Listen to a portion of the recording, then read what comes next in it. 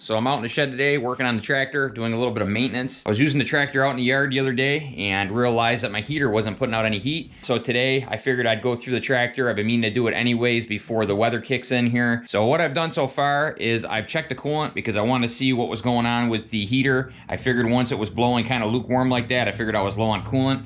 I popped the radiator cap off, and sure enough, I was low. Now, I checked the tractor over for coolant leaks, and I wasn't able to find any. I believe the reason I was low on coolant, I'm like 99% sure, is because every year I remove and reinstall my cab heater. I always say I'm going to check the fluid and top it off after, and I usually end up forgetting. So I haven't really topped off the coolant at all since I first installed that heater like over a year ago. So that was the last time that I actually topped it off, and I'm sure we had some air in the lines because I had to run 7 or 8 feet of hose to get the heater installed. So that was a lot of air to work out. I'm assuming I was probably low after it had bled the air out, and then it's just been low ever since and just continued to get lower with each time that I removed the cab heater and reinstalled it. If you guys want to see the video where I installed the cab heater, I do a step-by-step tutorial how to install your own cab heater. I'll link that video right here. The other things I've done so far is I checked the engine oil, I've checked the hydrostatic transmission oil, I've checked my axle fluid here, which if you guys remember, I replaced the axle seals on both sides of the axle here. And in that video, I told you guys how to properly bleed these out, which was to remove the plugs right here on the final drives. So there's a plug for each side. The best way to fill these up is to completely fill up each final drive first. And then once you've done that, you could then move to the axle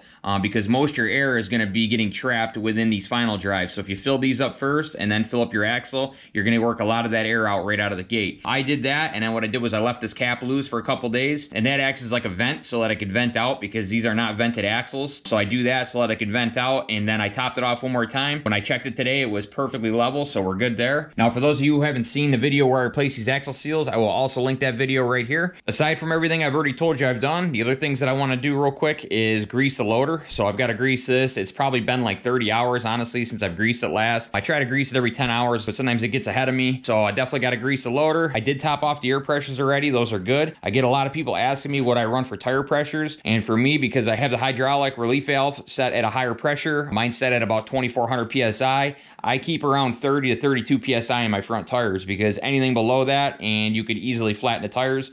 I found anything right around 30 works out pretty good, but anything around 25 is usually not quite enough if you're lifting some really heavy stuff.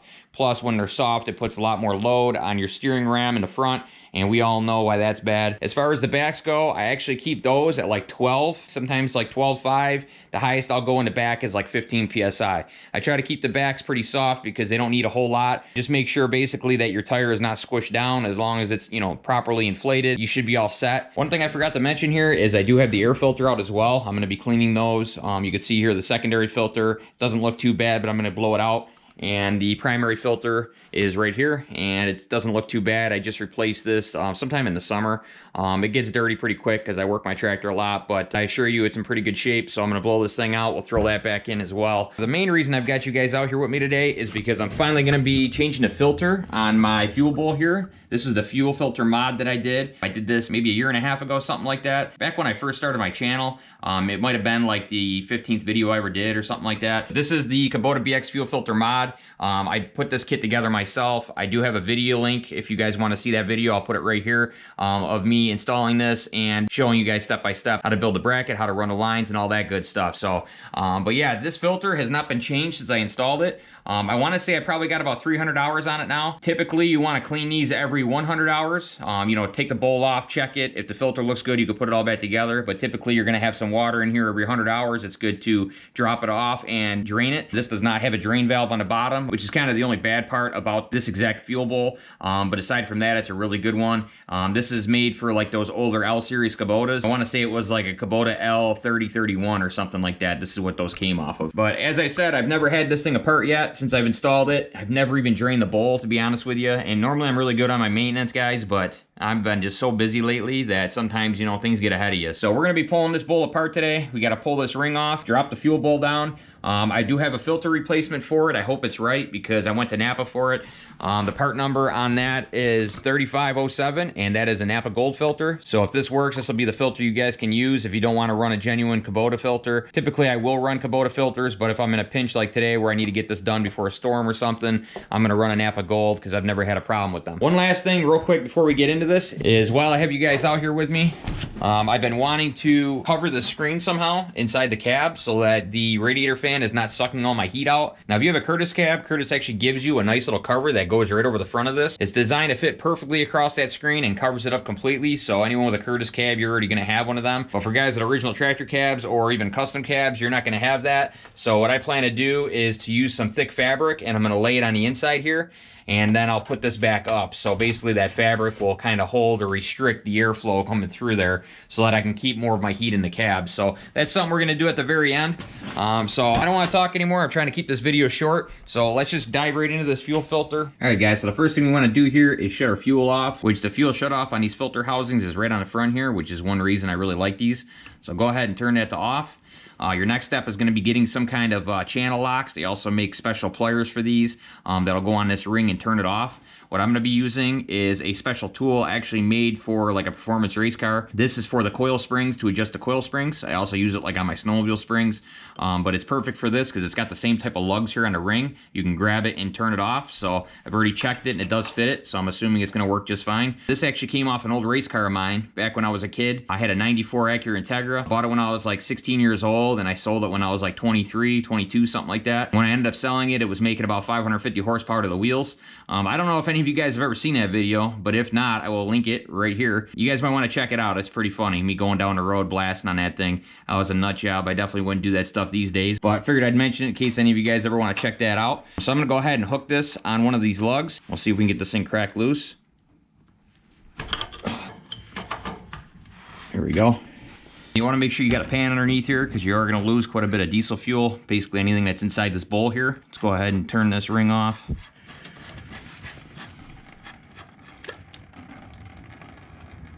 Try to let it down easy here. Go ahead and just dump this out.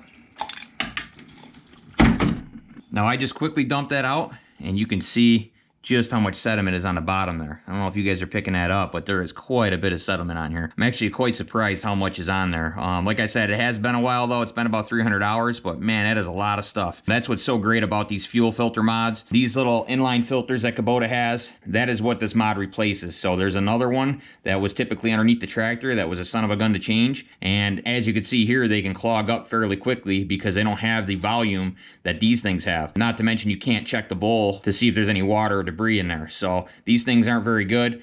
They clog up really easily, and they also freeze up really easily. So basically you want to get rid of the one under the tractor, switch it out with this filter mod here, and then you want to leave your secondary in front of your injection pump there. And that's just to catch anything that this one doesn't catch. That's why it's okay to leave that one there. So let's go ahead and get this bowl cleaned out. As you can see here, the filter and the spring kind of fell off, but here's the filter. You can see that's looking pretty dirty as well. I'm really glad I decided to change this today. As you can see right here on the ring, there's lots of dirt and grit. Really glad I decided to change this today. You can even see there on my thumb, there's all kinds of black stuff. There is a spring here on the bottom of the bowl, which you will place back in the bowl before you put the new filter in. Basically what that does, it just presses up against this fuel filter to keep it up tight against the housing. All right guys, so I've got everything up here on the bench. You can see the new filter, the old filter, the spring, and the collar here. Again, you can see what's inside this bowl, all them floaters.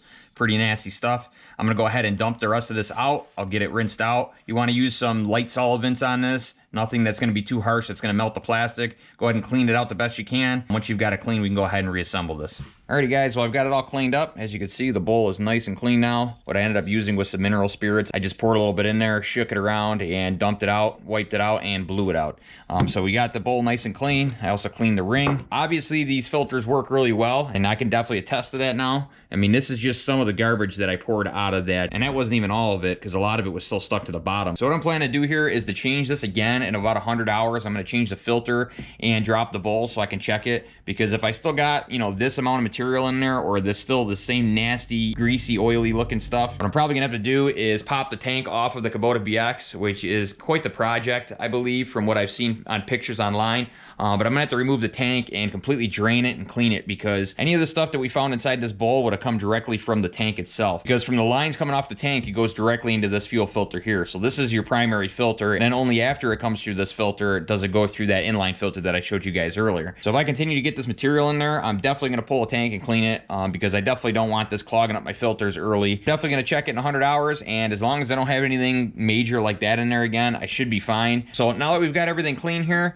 double check your gasket, make sure that's nice and clean, make sure there's no rips or tears in it because you do not get a new one with this Napa filter. I believe the Kubota one will give you a new O-ring, so that's something to be aware of if you're using the Napa Gold filter. My O-ring is fine, it's like brand new still. So now what we're going to do is toss the spring back in the bowl, and where it sits in the bowl is right on a little nub that it's got. So it's got like a little dowel, and the spring just rests there. So that sits on there like that. Put our collar back on, and then we can go ahead and take the filter back over and thread our bowl back in. All right, now we go ahead and get the new filter installed. I did forget to mention they are the same filters. So as you can see, they're identical. Same exact length, same exact diameter, basically the same exact filter. So that is the correct filter number. If you guys want to use the Napa Gold filter, that is the part number for these fuel bowls. Okay, so now we're gonna go ahead and put this filter back in place. There's gonna be a little nipple with a gasket, and you'll kind of feel the filter kind of press and pop into place. Once you feel it's flush against the fuel filter housing, you can go ahead and reinsert our bowl. Just make sure your spring is sitting on that little dowel in there. And once you get it up so far, you'll actually feel the spring tension. So you'll have to push up against the spring tension. And then when you got it in the right spot, you'll feel the fuel bowl just kind of fall into place. And then you can go ahead and retighten your collar. Before I go all the way tight with it, I'm just going to spin the fuel bowl just to make sure that O-ring is seated and it's not rolled over or anything. And go ahead and finish tightening this collar. This collar you don't need super tight. You can honestly probably just tighten it by hand, but I'm going to snug it up with this wrench. There we go. Now we can go ahead and turn our fuel back on. All right, guys, so now we've got the fuel filter replaced and the fuel turned back on. Now we've got to bleed the system. So how we're going to do that is we're going to take a 10mm wrench to this bleed bolt right here. This is located right on the injection pump, right after your secondary filter. So we're going to go ahead and crack this loose. Doesn't have to be very loose, just loosen it just a little bit. So now I'm going to turn the key on, which is going to activate the lift pump, and that'll allow the fuel to circulate through the bowl, and it's going to push all this air out of the fuel bowl through the secondary filter and out this bleed port before it gets to the injection pump. Now if you guys watch the bowl, you should be able to see it start to fill. So here it is right here. As you can see, it's slowly filling. Once it reaches the top, you'll see all the air come out. And once you hear the lift pump change tone like that, you know that most of the air is starting to bleed out. Now as you can see, we've got no more air. Go ahead and tighten this down. Once you've got your bleed bolt tight, you can go ahead and turn the key off, and we will check the fuel filter housing for any leaks. All right, guys, so we got the system completely bled out now. What I've done is I've just wiped off all the residual fuel. So now what we're gonna do is turn the key on. You don't have to start the tractor, but you can if you want. Just turning the key on should be enough to continue to prime the pump and build pressure. So once you've got the pump on, go ahead and let it run for 2 to 3 minutes. Then you can just run your hand along the fuel bowl here, right along this collar. Just make sure you have no fuel coming up through the top of the collar. Everything feels nice and dry here. Go ahead and double check all of your lines at this point and make sure your bleed bolt is also dry. So if all that looks good to you, you can go ahead and shut it off and you're all set. All right, guys, now that we've got the fuel filter all finished up, now we can go ahead and move on to clean the air filter. So what I like to do is get an air gun with some low pressure. I like to leave the secondary filter in place while I blow out the air box itself. That way nothing gets down the intake. Once you've done that, you can go ahead and remove the secondary air filter. Now when you're blowing out these filters, you always want to blow them out from the inside out. You never want to blow them from the outside in because you'll get all them contaminants on the inside there and then it'll get sucked into your engine. So always blow from the inside out first. And you don't want to go crazy with the air pressure. You want to do it lightly because too much air pressure can ruin the material. Once you feel you've blown the inside out good enough, what I like to do is blow on the outside, but I like to do it at an angle. So if anything comes off, it's going to blow out and it's not going to blow in. Okay, so that should be all set. As you can see, this filter wasn't too bad. Typically, the secondaries last much longer than the primaries. What I'll usually do is I'll replace this every third time I replace the primary filter. Once this thing is more brown and no longer white, that's usually when I'll replace this. Or like I said, every third primary filter replacement. All right, now I've got the primary filter. I'm gonna go ahead and do the same thing to this one.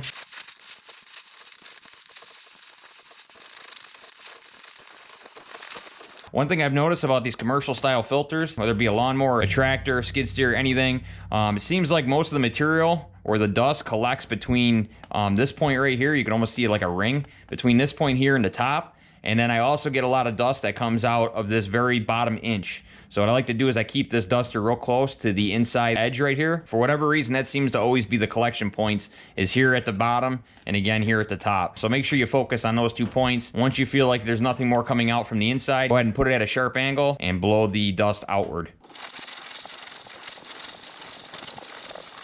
Okay, now we've got that filter as clean as it's gonna get. We can go ahead and throw them back in the tractor. Now, some of you guys may have opened up your air box and noticed that you don't have one of these secondary filters. That is because Kubota does not ship these tractors or sell these tractors with the secondaries installed. You can buy this as like an added upgrade or added protection. This is a fleet guard. Part number is AF26253. Go ahead and order yourself one if you haven't gotten one already. I honestly wouldn't run mine in a dusty environment without it, because in the summertime, I've actually blown out a lot of dust from the secondary filter that the primary hasn't caught. So anything that's caught up in the secondary filter, you would have been sure to have go through your engine instead. So that's why I really advocate for running a secondary filter whenever you can.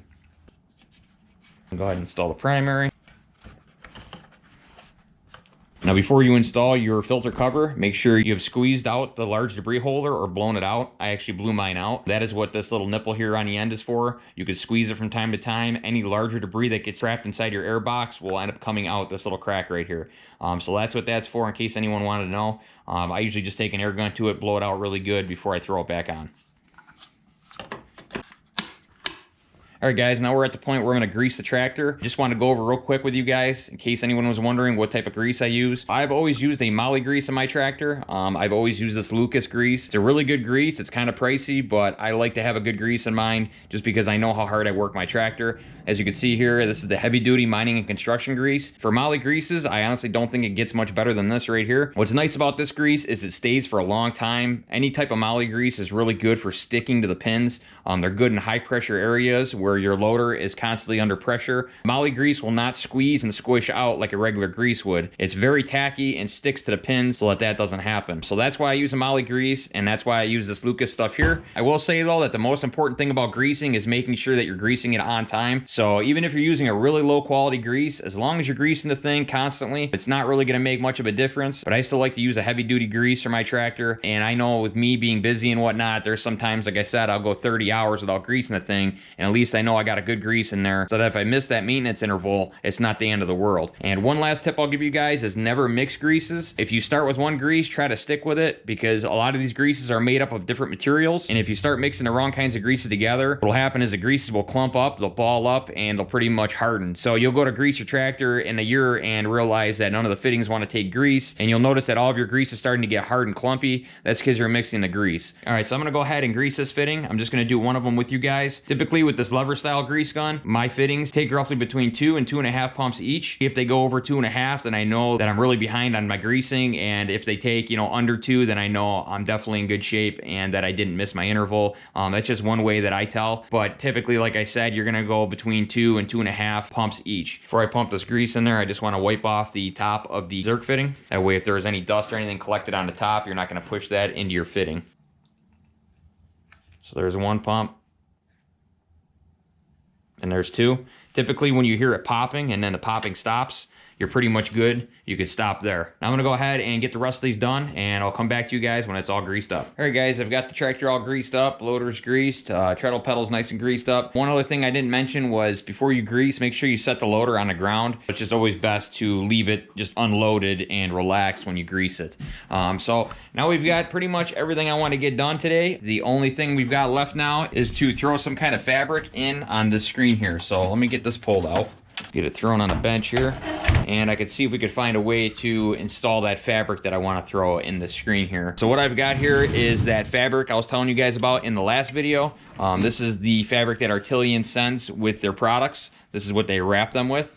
Really thick. I mean, you could almost use this as a blanket. So what I'm going to do is I'll measure out the screen, and I'll get a razor blade out or some scissors, and I'll cut this up to the size of the screen. Once I do that, I'll bring you guys back and I'll kind of show you how I'm going to lay this in there. All right, guys, so essentially what I've done here is I've cut myself a little rectangular square, and I folded it in half because my plan is to slide it underneath this bracing. As you can see, they've got this bracing in here to make this screen cover a bit stiffer. So my plan is to slide the fabric underneath the bracing here and hopefully spread it out so that it covers most of the screen, if not all of the screen. So let's try to slide this fabric underneath there and we'll see how this turns out.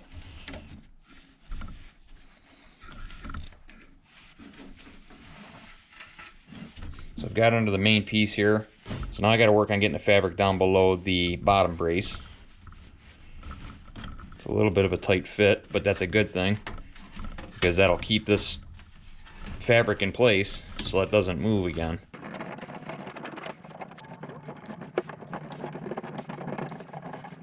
Alright, so we've got the bottom all done. We're underneath the middle brace, the bottom brace. So now we just need to pull this up. And hopefully I can get under the top brace here. And we should be all set.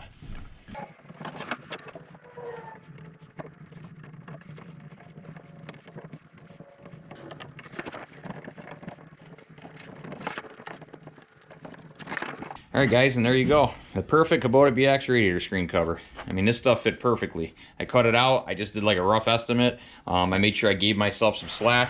As you can see here, the way this thing is constructed, they have like this little lip here. So if you have extra, you could actually tuck it nice and tightly up in this little ridge.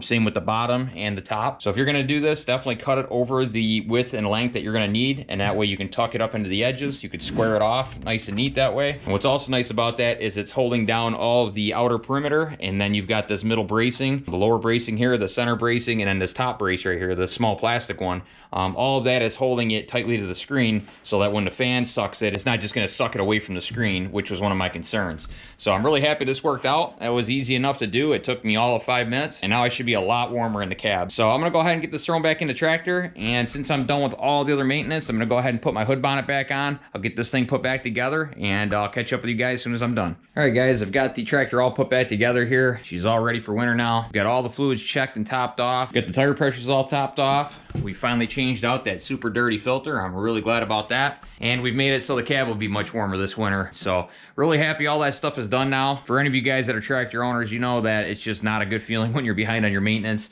It kind of, you know, just irks at you and eats at you. That fuel filter, the more I think about it, the more I think I might have had even 400 or more hours on it instead of 300, because right now I've got 871 hours on it. And I want to say I was at 400 hours when I did that fuel filter mod. If not 400, then really close to it. So that would be like 470 hours or something like that that I put on that filter. So that would probably explain all the sediment and whatnot in it. I mean, I know it was long overdue. I've been looking at it for a long time now. Every time I looked at my tractor and I seen how dirty that fuel bowl was, I mean, I couldn't even tell if there was water in there or not. It was so dirty, but I'm assuming there was because I started the tractor up and man, does it seem like it runs a lot better now. Seems like it's getting a lot more fuel, and I'm sure I'll feel a lot more power now this winter. So I hope you guys enjoyed this video. Hopefully we're gonna get some snow tonight. We're supposed to get quite a bit, so I'll definitely keep you guys in the loop. And if we get any snow this weekend, I'm definitely gonna make a plow video. So hopefully you guys can expect to see a plow video by Sunday, maybe Monday, something like that. So stay tuned. Don't forget to comment, like, subscribe, and as always, guys, we'll see you in the next one.